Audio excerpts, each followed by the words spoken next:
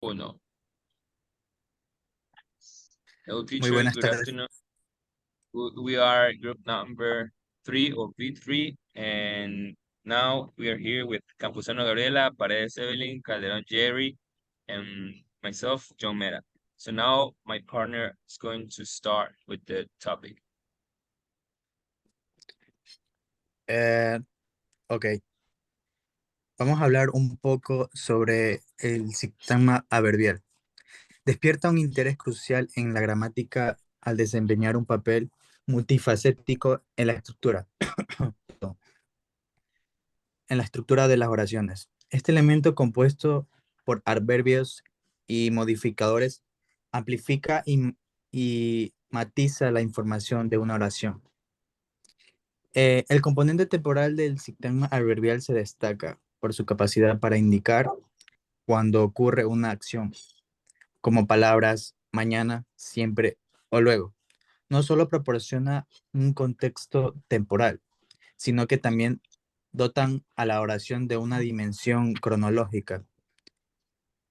Además, este sistema adverbial contribuye al análisis espacial de las oraciones mediante el uso de adverbios como aquí, allí o cerca. Se establece la ubicación física de la acción, añadiendo capas de detalles que se refuerzan la visualización de eventos descritos, eh, sino que también promueve una mayor inmersión del lector en el contexto narrativo. Y como adverbios con probablemente, claramente o tal vez. Asimismo, el sistema desempeña un papel crucial en la casualidad, delineando razones o circunstancias. Siguiente, mi compañera Pamela. Voy a hablar sobre el sintagma verbal. Este es una unidad gramatical que se compone de un verbo y sus acompañantes, como los complementos verbales y los modificadores. Su función principal es expresar una acción o estado en que la oración los complemente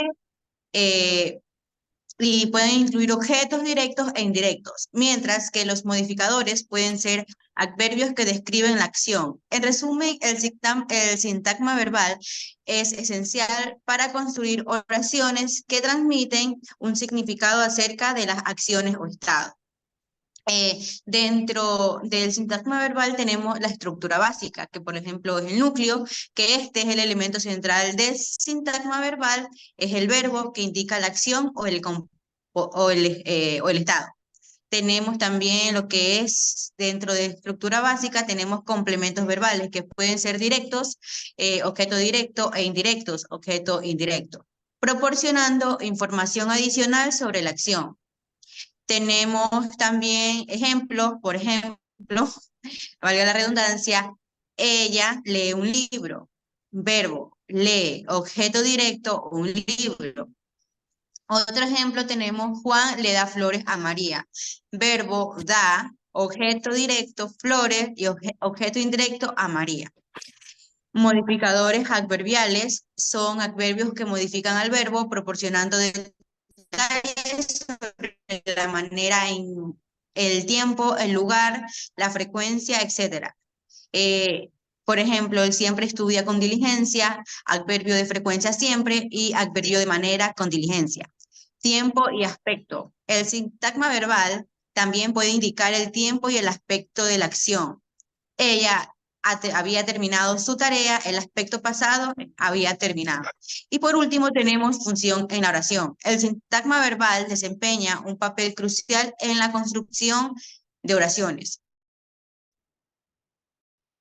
ya que sin él las oraciones carecerían en un componente esencial para expresar acciones o estados.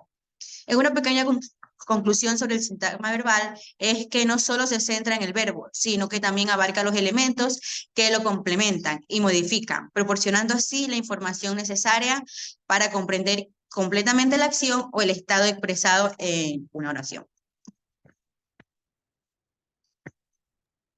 Mi compañero, Bien, a continuación. ahora Ahora continuando tenemos lo que es la estructura profunda y superficial. Básicamente todas las oraciones poseen una estructura profunda y una superficial. La estructura profunda soporta o contiene el significado de la oración. La estructura superficial es la forma según la cual se presenta la oración al ser dicha o escrita. Visto desde otro punto de vista, podemos decir que la estructura profunda es abstracta, mientras que la estructura superficial es una realidad física. Por ejemplo, tenemos una oración: el fortísimo viento derribó los árboles. Otra más: el viento que era fortísimo derribó los árboles. Y un tercer ejemplo puede ser: el viento era fortísimo, punto, derribó los árboles. Entonces, básicamente, los ejemplos 1, 2 y 3, visto en oraciones, estas poseen una misma estructura latente, teniendo distintas estructuras patentes. Es necesario recalcar que puede darse el caso contrario. Por ejemplo, en un cuarto ejemplo tenemos yo hago el cuarto. En este caso, la estructura superficial corresponde a varias estructuras profundas.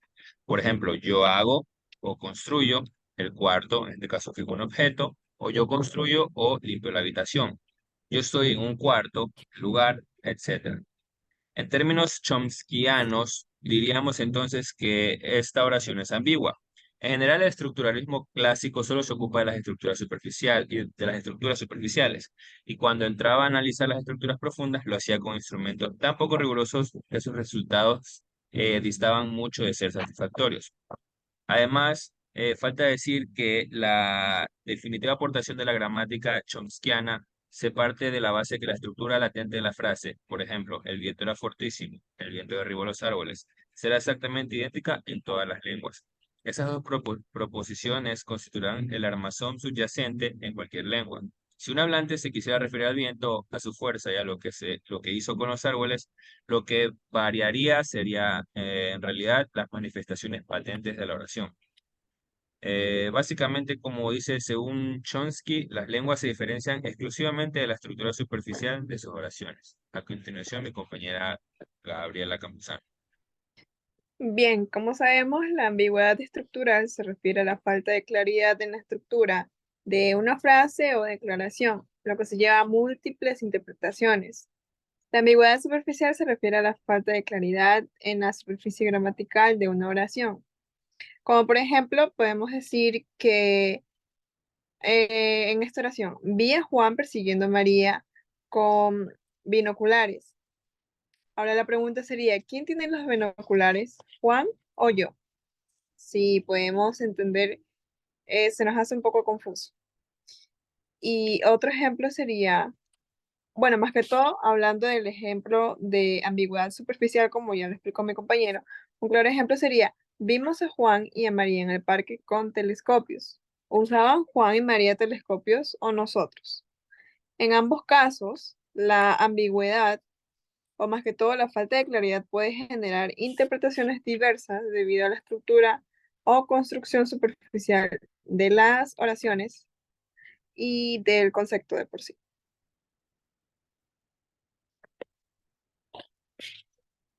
Bueno, esto ha sido todo. Muchas gracias y aquí queda el trabajo, profesora.